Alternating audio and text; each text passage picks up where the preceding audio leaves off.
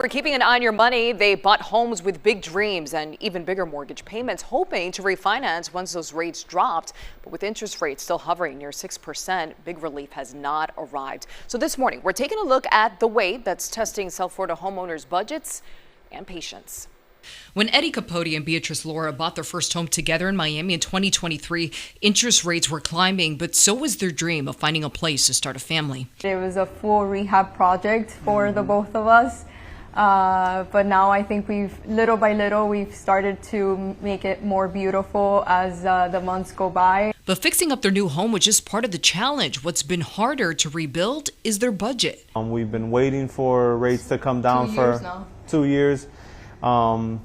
Obviously, we were expecting when we purchased that they would come down sooner. Melinda Payne with The Truth About Lending says she's hearing the same frustration from many of her clients stuck in a refinancing limbo. There's a tremendous amount of demand that is going on right now, even with the slight decreases we've seen over the last several months in interest rates. Payne says for some homeowners who bought when rates peaked around October 2023, refinancing could finally make sense. We see that there are clients out there that have interest rates in the high 7s, maybe even in the low 8s.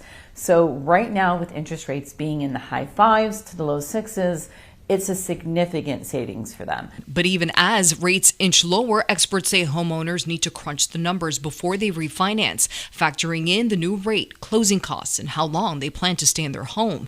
Payne says it's not a one-size-fits-all decision. A perfect example is we have a client who owns a house right now that's at a much higher interest rate, but he's moving, he's selling. So even though he may have a 7.8% interest rate, the closing costs that he would pay just don't make sense for him to refinance right now. For now, experts say the best strategy isn't rushing to refinance. It's getting ready for when the right moment comes by paying down other debt, keeping your credit score high, and building equity. What's that magic number? If it were to drop, what do we need to have? What papers do we need to have in place to be able to refi? Mortgage rates are determined by several factors, including the 10-year Treasury bond yields, Federal Reserve policy, investment activity, and other economic conditions. But this fall, many experts say the job market and inflation will be top influencers in where mortgage rates will head next. As for Eddie and Beatriz, they're just waiting for rates to hit their goal and hope it happens soon.